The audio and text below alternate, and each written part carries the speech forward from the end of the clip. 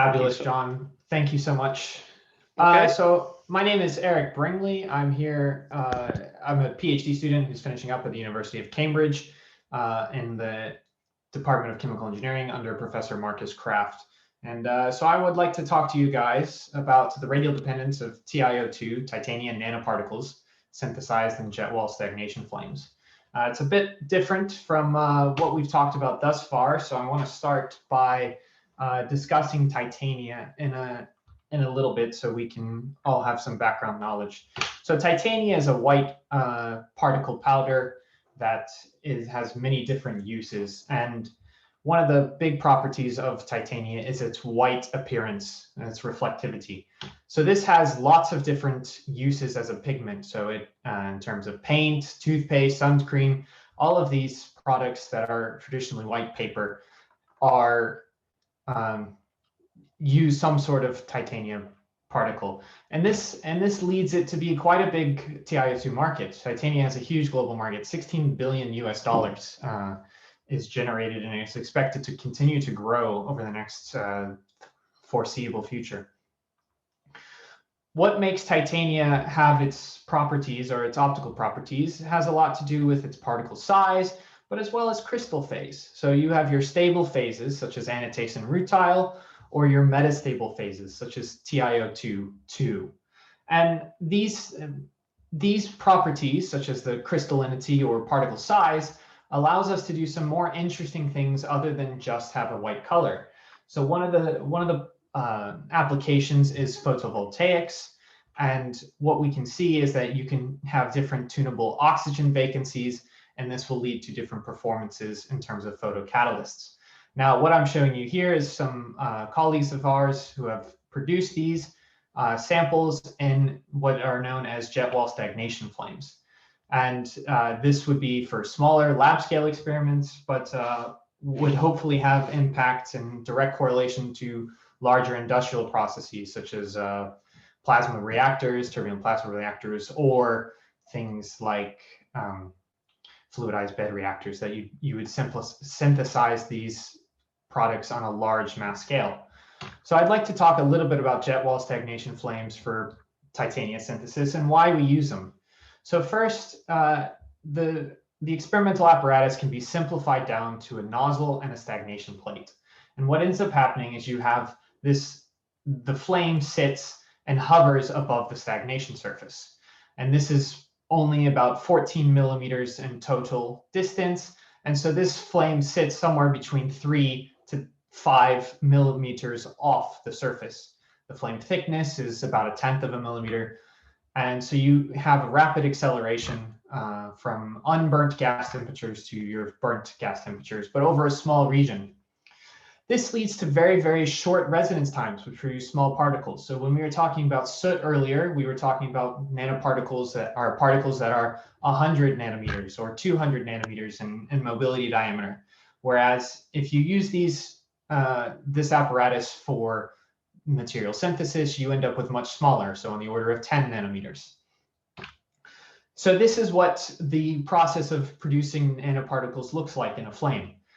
So you have, approaching the flame front, you have your gas phase precursor, so your titanium tetraisopropoxide, or better known as TTIP, goes through a gas phase decomposition reaction to a mass transfer species, TiOH4. That TiOH4 undergoes inception, surface growth, and coagulation, and sintering as the nanoparticles move through the flame. At last, the nanoparticles approach the plate, and they're deposited on the plate using by thermophoretic deposition. So you have a temperature gradient between the flame gas and a cooled stagnation surface. The stagnation surface can either be water cooled by running cold feed water through it, or it can be a rotating surface that's just convectively cooled. But one of the questions that we have is how uniform these particles are. So of these deposited particles, do they have any change in properties from radially? Now, this is an important question because if your chosen application for your nanoparticles is very dependent on something like particle size distribution or crystallinity, or even more complex, the junction between crystal phases, it's important to make sure that you check if you have the uniform distribution of your application as in the entire region that you're collecting your sample. So what we did, and we'll talk about it in a second, but what we found is that we used the assumption that particle size was going to correlate to particle performance. And based on this assumption, we looked at how the particle size distribution changes as a function of the radius. And so what we found was that we produce a uniform particle size distribution and about a radius in a circle of about a radius of 1 to 1.5 times the nozzle radius. So in this case, our nozzle radius was 7 millimeters. So that means we found uniform particles within the 10 millimeters central of the flame. Outside of that, the particle size distribution begins to grow. And we'll see what causes that here in a second. So in order to do this, we performed simulations. And we studied 2 flames and 2 T-tip precursor loadings. We had a stoichiometric flame of ethylene, oxygen, and argon at an equivalence ratio of 1.0, and we had a lean flame of 0.35. This was, and our T-tip loadings, all of these choices were motivated by past experimental work in these apparatus. This included other boundary conditions like the choice of our stagnation plate temperature, as well as the inlet gas feed temperature, which are generally elevated to avoid deposition of T-tip on the physical apparatus. In our computational fluid dynamics simulations, because of the number of equations we need to solve all the reactive chemistry as well as diffusion and transport, we represented the particles as spheres and solved them with the method of moments. They were allowed to undergo thermophoretic drift due to the temperature gradients in the flame, which is how they deposit on the stagnation surface, as well as undergo just pure diffusion. But we still want to learn more information about what happens, say, for the particle size distribution or the particle morphology. So what we can do is we can look at different particle trajectories. And I call them trajectories and not streamlines because they also experience thermophoretic drift. If you can imagine, this has traditional stagnation point flow. So only the center line streamline would actually stagnate, and the rest of these streamlines could go off to infinity. But in this case, we have just these trajectories. And this allowed us to use a high dimensional particle model. So here we have our aggregate primary particle model, which allows us to study morphology of individual molecules as well as centering. So what we want to quickly discuss is that our two different equivalent ratios produce 2 very different flames.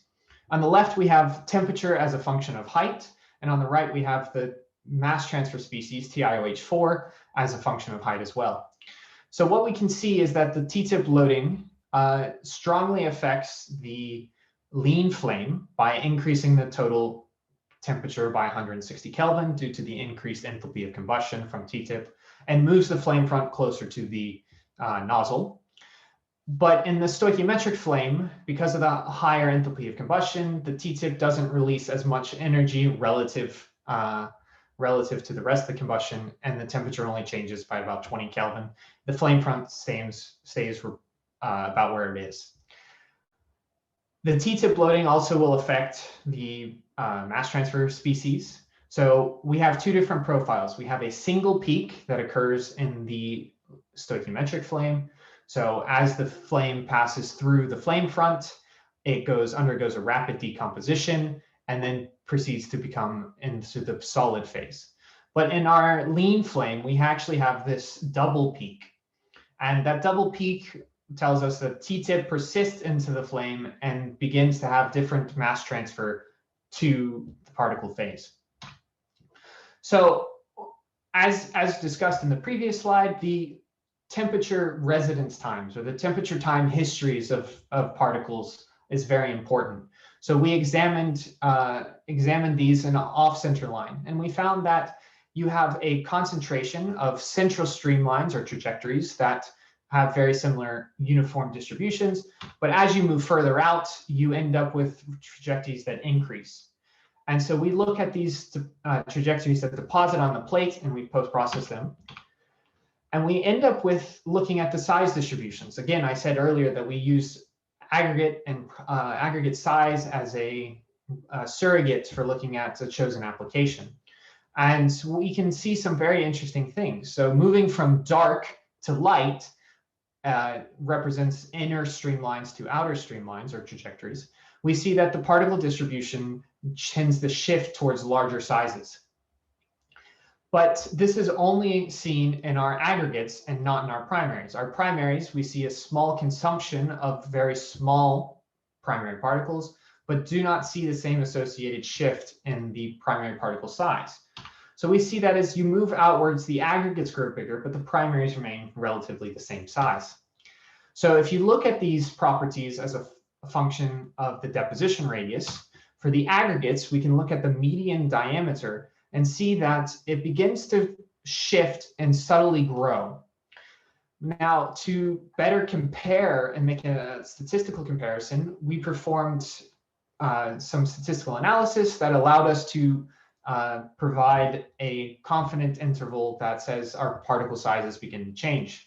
But what we see is that things like the width of the distributions, represented by the geometric standard deviation, do not change. The primaries, however, like we said earlier, the average or the median primary diameter is relatively constant, but we can notice that the average number of primaries per particle begins to grow outside of the region. So what we find is that the changes to the particle size distribution are driven more by coagulation. So the contributions that this work has made to the literature is that we've studied four flames by simulating them in 2D. We represented our particles using a spherical particle model and begin to further examine them with a detailed particle model. So we looked at different trajectories and found that the particle size distribution begins to change as a function of the deposition radius. We performed some statistical tests and found that that differs about 1.5 times the nozzle radius, and it's largely due to coagulation.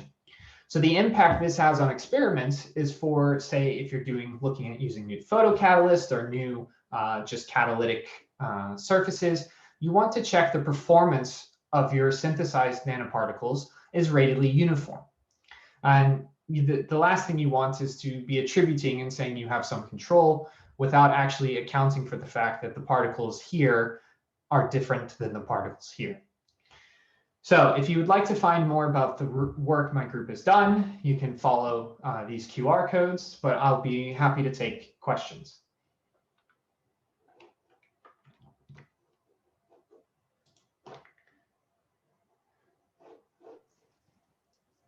Thank you very much for an excellent talk. Thank you, John. That's all right. So, any questions? Do ask in the in the chat.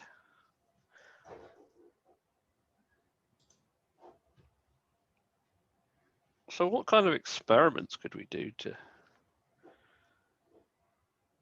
support this? Do you think? What would you like to see done? So what I would like to see done is taking measurements of particle size distributions at different radii. Yeah, it was originally the plan, but COVID threw a wrench in this wrench in the work. But ideally, we'd like to measure particle size distributions at the center line, and then further at off-center line points, and begin to see that one is there consistent experimental observations of this trend, this decrease in the number density and the increase in the average size distribution. And that will give us, one, how well does our models actually compare to experiments? All of these models were really studied just along the center line previously. And so without changing it, we've now looked at what happens when we start seeing things off center line.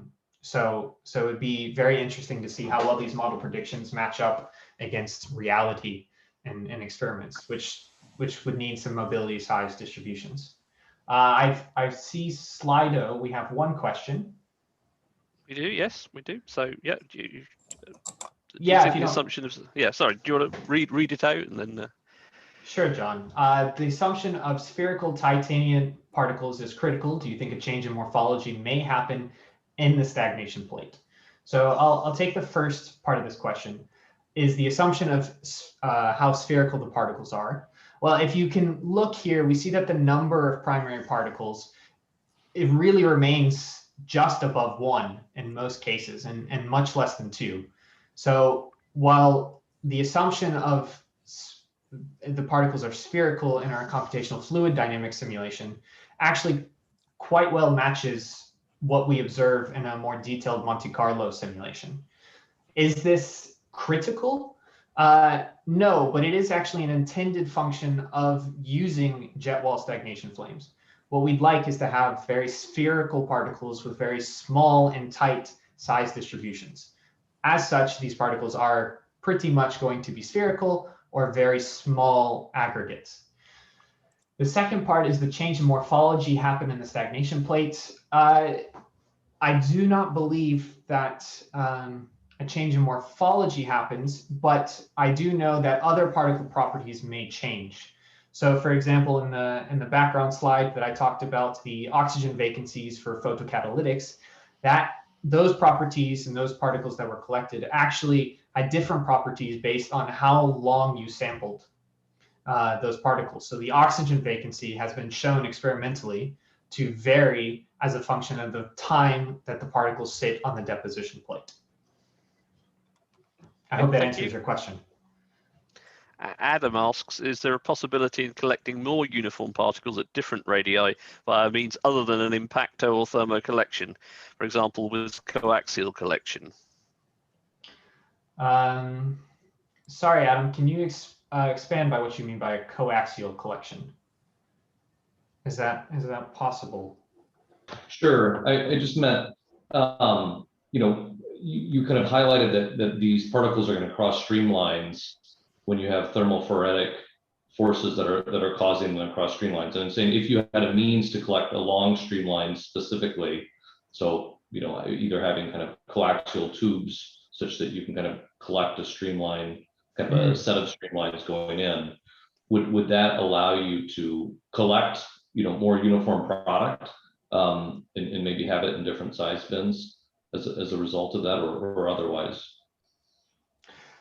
So I believe you've hit the head right on the nail. If these begin to change, you could collect at the critical radius of about 1.5 times the deposition or the nozzle radius. The particles you collect here are going to be approximately uniform, and then you get incrementally larger as you move outwards. The real question is how does this affect the performance of these molecules? So let's say you do collect them as a function of the radius, whether just by depositing them and scraping them off later, or as you mentioned, this coaxial collection, so some sort of incremental holes or sampling along the way. You could ideally use that to create very, very fine collection of the differences in the median of the particle diameter. So we could collect particles of about 9 nanometers in median diameter at the center line and up to 1 centimeter. But you could actually collect things at 10 or 11 average median size if you went further out and sampled and collected at 1.5 centimeters or 2 centimeters. So yes, I believe that there is an ability to get a small discrepancy or a small size collection based on what our model predicts. And of course, you also have a squared relationship between the deposition radius and the area of which actually deposits. So the mass you deposit actually increases as you move outwards because of that square relationship. I hope that answers your question. Yeah, great. Thanks, Eric.